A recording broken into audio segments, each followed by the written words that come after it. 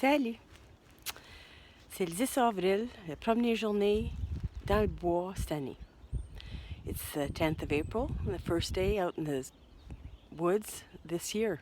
It's cold, il fait froid, mais c'est clair, c'est beau, le soleil est sorti. Je voulais vous conter une histoire. I wanted to tell you a story. My dad turned 75 years old yesterday. And my first thought for a present was to make him a beautiful walking stick. But not for the reasons you may think. Je voulais vous conter une histoire parce que hier, mon père il a eu 75 ans. Et puis mon première idée en tête pour lui offrir en cadeau, c'était un beau canne à marche, mais pas pour les raisons que vous pensez. Donc, je vais vous dire un petit peu à propos de mon papa. So I'm going to tell you a little bit about my dad. I've met, as his eldest and 53 years old, I've met a lot of 75-year-old people in my lifetime. But very few are at the level of energy that my dad is. He doesn't sit still. He never stops. And that's what's kept him young. So we always joke that, well, he's 75, but going on 45. So it's not for lack of energy that my dad, or equilibrium that my dad would need a walking stick. Mon père, il a 75 ans, mais il s'en va 45. Il n'arrête pas, il n'a jamais arrêté. C'est ça qui lui garde jeune. Et depuis que je suis petite fille, mes souvenirs de mon père, c'était qu'il a toujours travaillé fort. Il a toujours eu les gros mains, mon père, mais craqué, magané à force de travailler fort dans les métiers qu'il a fait dans sa vie. My memories of my dad growing up were of him always working hard. And my dad has these big hands that were always calloused and cracked from working hard. So he's always been so very busy that that's kept him in the shape that he's in for his age. And so that's not why he would need a walking stick. I was reminded, as thinking about him yesterday, of a story of when I went to visit my grandfather with him. Now, this was quite a few years ago, and I didn't know my grandfather very well. I only had occasion to see him a few times in my life. Ça m'a fait penser, j'ai eu une histoire, ça m'a fait penser d'une histoire de mon père, en pensant à lui hier, d'une fois qu'on était voir mon grand-père, un homme que je connaissais pas beaucoup de ma vie, que j'ai vu quelques fois seulement. Mais cette fois-là, on a été le voir mon grand-père qui était dans les 90 ou plus, et puis fatigué. Et puis il avait des maladies quand même. Il était fragile de santé, mon grand-père. Et puis c'était un temps que les infirmières, ils voulaient pas trop le raser proche, mon grand-père, parce qu'il y avait un cancer près de la bouche.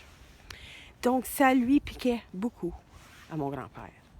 Donc mon papa, il a décidé qu'on on va aller chercher une pioche, puis il va le raser, son père. So I reminded, as I said, of a story of when I visited my grandfather with my father. And it was a time where he was in his 90s, early 90s, for sure, or close to it. So he was tired, and he was of fragile health, my grandfather. And so when we visited him, he didn't have a close shave. The nurses had a hard time. They didn't want to get too close to a cancerous sore that he had. And so it was quite itchy for him. And so my dad decided we would go out and get a razor and some shaving cream, and he would give him a good a shaving to make him feel better. And so we go back, and you have to realize my grandfather was quite aged at the time, and not as tolerant as many would be at that age. He died just before turning 100, as a matter of fact. But on this particular day, he was a little bit grouchy, and so when my dad proceeded to shave his father, and I watched, my dad and his big hands working so delicately, shaving his father's face was something that I never expected to see. The care and the patience with which he did that was touching. Especially given the fact that during the whole process, my grandfather was swearing a blue streak up and down in both French and English like I'd never heard anybody do before. And Miss Pottymouth here even raised her eyebrows a couple of times, thinking, wow, Pepe he still has his memory. And just really irritated as heck by my father delicately telling him, almost done, Papa, and almost done. We're getting there. You'll feel better. And, my dad's idea of delicate, if just to jump back to a story once, he sent me into a corral to go pet a horse. And I was afraid, but he convinced me to go in the corral and pet that horse. And I did. And when I walked back towards my dad, the horse bit me in the back. He didn't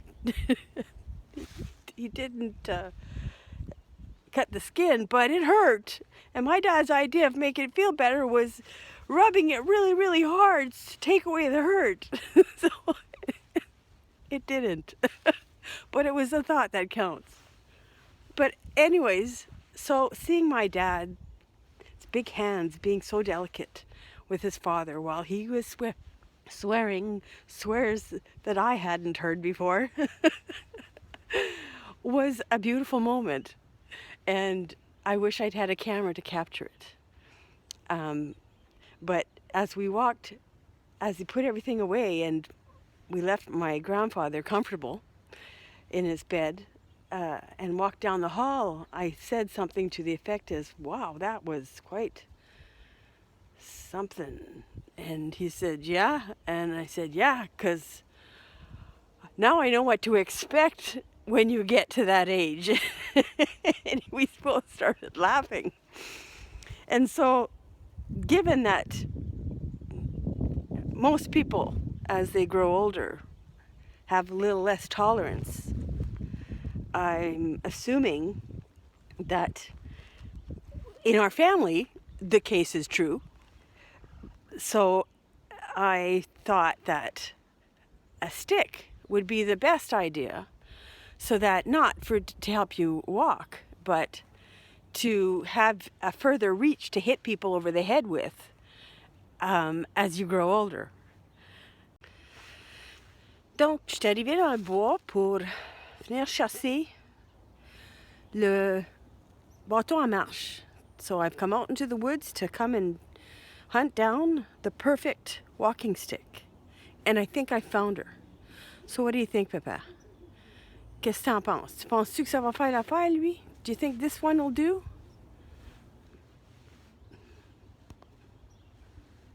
Switch? Well, that's not going to work. I just have to drag it home first. What do you think? Bonne fête, Papa. Je t'aime.